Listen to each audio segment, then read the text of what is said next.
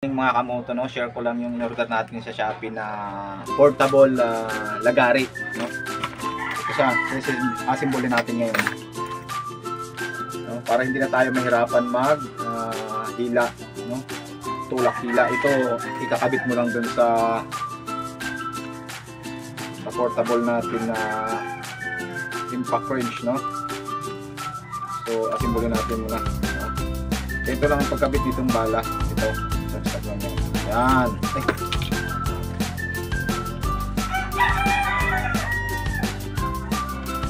Yan. Tapos, kailangan may extension kayo, no? Itong gamit pala natin na makita yan.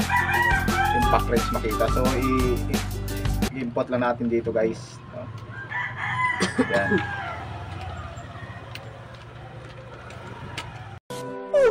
Sample lang yung bagay ng portable. Yan. Ayun! Putol.